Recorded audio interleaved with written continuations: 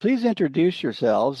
Tell us your names and what you do, first of all. My name is Jaydeep. I'm the CEO and co-founder at Scanit Technologies.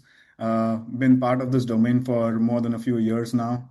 It does help that I do have some connections with the farming family. We do have a farm back in India where we grow mangoes, almonds, cashew nuts, not on a commercial scale, but more so on a family operation scale. So it's always great to be part of an ecosystem and kind of give back to it in the best way that I can.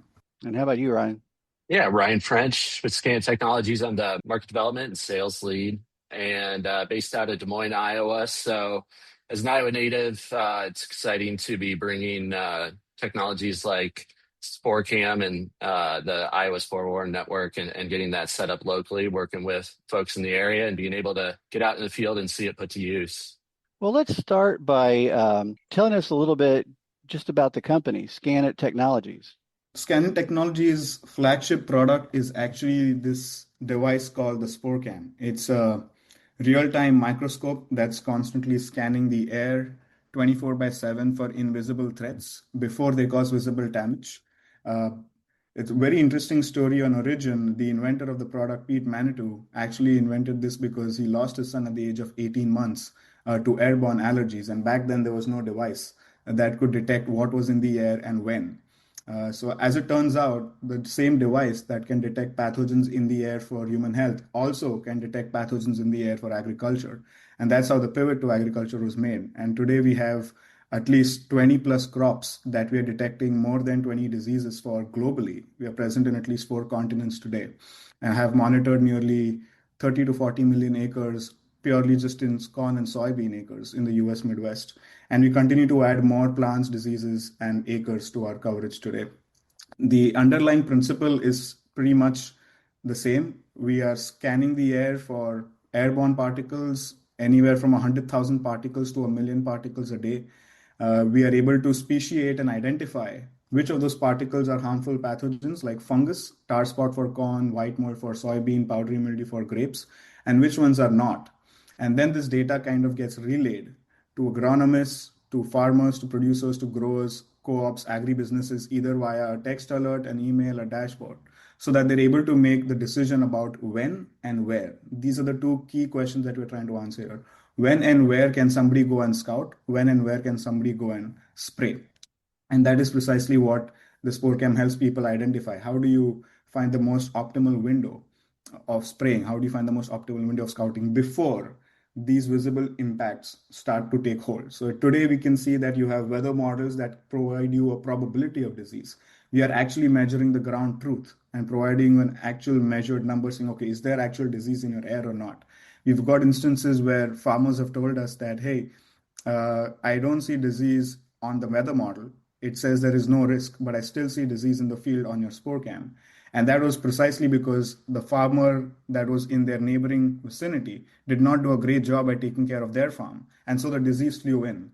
So that was the power of ground truth data or actual data that we realized could also help complement some of these models that we have today.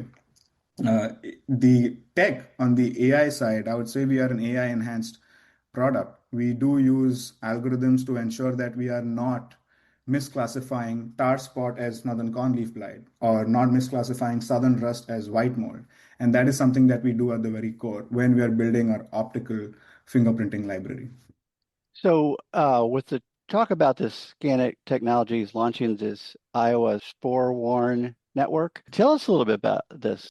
With the Iowa Spore Warren Network, we're doing is making publicly available the type of networks that we've built for years for private clients. The concept of taking our spore cam at an individual site and building a network of them where you have them spread out around an area allows us to take that coverage that we can get in taking the airborne particles that are moving through all the farm fields and being able to characterize that for a broader area. When we do that, we see the benefit of seeing the spatial movement as we see spores and disease pathogens move across an area, as well as hotspots within that geography. As a farmer, as an agronomist, I can go in and look at the Iowa Spore Warren Network and know where is my scouting priorities for the day? Where do I need to be vigilant about setting up for sprays?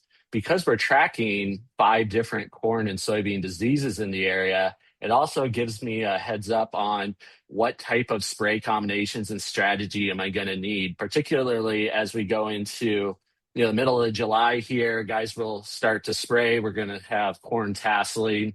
There's an anxiety factor that comes in without having this information. So we feel to make this network publicly available, this allows anybody to come in and benefit from what we're putting together with the Sportborn network, and not just limit it to those that we're working with directly and building out these more private networks for their own business use. Tell us just a little bit more about how unique your technology is compared to what might be considered available tools of this type. Currently, if you look at the variety of technologies that are available for agronomists or the agtech ecosystem to make these decisions, we think about Burkhardt spore traps or spore samplers. Now, these are something that might require somebody going into the field, taking air samples, sending them back to the lab, analyzing them, and then getting results. So by the time you get that, it's probably more than a week or at least 4 to 5 days. So disease has already taken hold, and you've lost 4 to 5 days of time to have taken some kind of action. The second bucket of technologies we've seen is aerial spectrometry, or a very fancy term for drone imagery, right? This is essentially when you start seeing spots on your leaves already. So it's mostly a reactive situation where the disease has already started to take hold. And the third, as I was alluding to earlier, was weather-based models. Weather-based models give you a probability of, okay, is there going to be an increase in, I would say, the risk for disease for tar spot or the risk for disease for white mold? And that will tell you what the weather says. It will not tell you what the disease says. So people follow a spray calendar of sorts, and this spray calendar is based on seasons. But we do realize that the disease follows a totally different calendar than what the spray calendar would do. In this case, this disease will probably not always show up at the same place at the same time year after year. And that's what we've started to see in our data. And that's where this early warning, that's where this timing has come into play and is actually making people more confident about making the decision on going and doing a spray. We understand that prices have gone up. People are worried about how they're able to make the best out of what they're able to do here. And in that case, our goal is to have them maximize the ROI, at least on their fungicides. Because at one of the panels that I was a part of recently, somebody put it really well. They said, a good fungicide with bad timing is worse than a bad fungicide with good timing. And I think that's the gap that we're trying to bridge here. Right. So one of the unique parts that we bring to the table is a missing element from the disease triangle equation that we all saw in textbooks and hear about. So when we have susceptibility of the crop hitting the right crop stage, that's what's guided a lot of spray calendars in the past. And then you look at the weather and the environment that we have, and we do a really good job measuring that today with weather stations and all the advanced tools out there. However, we've been missing the presence of the actual inoculant, that spore, the spore pressure that precedes disease coming into the farm. So what we can do with the Iowa Sporeborne Network is see those pathogens come in, measure the pressure, provide risk alerts, as well as context from what we're seeing on the ground, talking to the local agronomy teams and making that available so that we see a 2 to 3 week head start by having this data before we would see symptoms in the field typically. So as we think about, when people want to go out and spray, they're looking at their crop stage. They know when they're going to hit tassel. They can look at the spore-worn data today and understand what that pressure is looking like as they time out their spray in the coming weeks. As we look at the area in central Iowa where the first spray may be the only spray for fungicide, that timing is very critical. Again, with the economy today, it's a major ROI point to get that first fungicide dialed in. The other thing we can do by having a continuous measurement of the pathogen pressure in the area is help growers understand if there's a risk of an outbreak mid-season or late in the season. Do I need to go out for a second spray is often a question that we have as we go into later in the season with the crop maturing. And so that we can go in and show if pressure is high, if pressure is low, if there's a risk of another outbreak coming in. We've seen this with southern rust coming in late in the past as there's been weather events that bring it up from the south. We can actually be a sentry in the field and see that come into the area, let our agronomists and growers who are subscribed to this network know that that's now a risk that we need to be watching for, and they can make a decision based on their intuition and the risk aversion of the grower. So it's really as we've talked with agronomists and universities, that's one of the most valuable pieces of the tool. It's just understanding presence, especially when we're looking at 5 diseases and some of them are not always present in Iowa. Knowing that presence and the pressure of it really helps folks understand what's out there in a way they haven't had before until it's too late, really, right? I mean, it's often, what we're really trying to avoid here is that major event that you just missed. You didn't know that southern rust was coming into the area. You missed your window to spray. White mold's very challenging to do anything to mitigate and protect your fields from damage after it's already settled in. So that early warning signal, presence and seeing these pressure events where you've got temperature, humidity, and pathogen loads all increasing together. These are the signals that we can give to agronomists so that they can translate that into a proactive strategy for disease management instead of waiting around and seeing it in your field and rushing to spray. Those are the types of actual decisions that can be made using the spore-worn network data. So why the focus on central Iowa right now? Well, there's a few reasons we are excited to be working in central Iowa. We have a lot of contacts here and a lot of interest in SporeCam. As we've gone out and worked throughout the Midwest, this has been on our list to get set up for this type of network.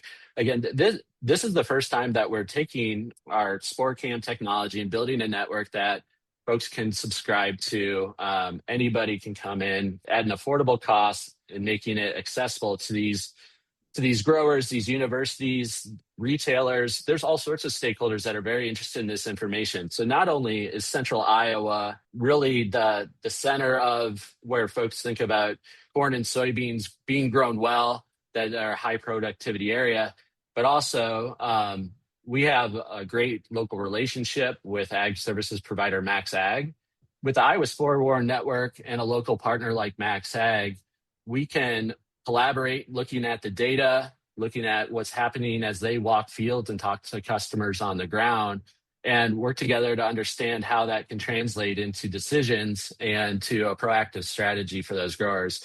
Without that boots on the ground element, we really only have part of the story. So working locally with these partnerships helps us get the most out of this data and really combines that local insight, the knowledge of the customer with this really unique data set. We're trying to help folks understand how to use this, and working with these agronomists who know how disease settles into an area and how damaging it can be, they see this benefit. So they can help translate this and make it really simple for growers to understand how to use this tool. That's really important for us. Otherwise, it's just data on a screen. And besides the fact that Iowa is also very rectangularly shaped and it makes calculations very easy because of the way the counties are distributed. Besides that fact, in the past, when we've done some deployments in Iowa, we've also realized that it's played a key role in being an early harbinger of sorts for any kind of disease that is coming through, be it from the south or even be it for some of these other more devastating ones like tar spot. So that naturally also made central Iowa one of the best places to start this off. And I think we couldn't have found a better place for this. So with access to the Iowa network available for the 2026 growing season, can you talk about costs and how it's accessible? Sure. With Iowa's Forward Network, we really wanted to make this accessible to a broad audience, be it growers, agronomists, interested parties outside of Iowa to see what we're doing here. So our initial price for the network for this season starts at $60, and that gives you access to our online reporting portal, along with a blog that goes along with that, where we're giving insights on what's going on the ground, how to understand the data, talking with local agronomists and posting on there, as well as a daily text update, really our morning disease report. So you can see across the 5 diseases across the area, the 72-hour trends of, is pathogen pressure going up? How many of the sites have this pathogen present? So we think that for $60, we're providing a lot of value. We're making it very accessible so people can go in, dive in, and get a little more insight on how they can be vigilant about their spray timing, and look forward instead of trying to scramble and rush to spray after the fact. So we're excited to be bringing this forward at a price that's accessible for everybody. I think the ability to identify how an invisible threat is moving through the region where it was detected first, be it tar spot, be it southern rust, be it white mold, knowing that you can do that by looking at a real-time graph, which previously would probably be a delay or a lag. I think that is exciting from a data perspective. We've probably in the past always had what people would call private networks, where this data was made more available to just a limited number of customers. But over the years, what we've learned is that this data is beneficial not just for somebody like a co-op that is local, but also for people in the vicinity. So it's not just these few counties where we've deployed the spore cams that we know farmers will benefit from. It's the neighboring counties as well, because they all want to know, was tar spot detected in my neighboring county? Is it heading my way? Do I need to be prepared for something? So those kind of I would say downstream effects or domino effects is also something that we expect to see people catch on to. So is there anything else you'd like to add that we haven't touched on? There's one little point I did want to focus on, Chuck. So this network, we are very excited about seeing how the broader AgTech ecosystem can benefit from it. But in the grand scheme of things, I also see how this can be useful as part of the biosecurity program. So, at a time when we are seeing a lot of interest being shown in pathogens, airborne pathogens, and their pros and cons, the ability to have such networks deployed in strategic crop corridors across the US to help identify persistently what are the pathogens that are circulating, is there any anomalous behavior? That would go a long way in creating a data set that can be utilized by the USDA, by NASA, by the governmental bodies, and anybody else that wants to profile regions based on their disease pressure and kind of identify whether or what region might require more attention. So this data really goes beyond just when and where to scout. It goes in identifying and profiling these regions and seeing what can be done from a perspective of support, from a perspective of keeping up the farmers in that region to get whatever yields they were looking for. And that's where we see biosecurity becoming a very critical aspect in the entire food chain. Well, I want to thank you very much for your time, Jaydeep and Ryan. And I'm Chuck Zimmerman.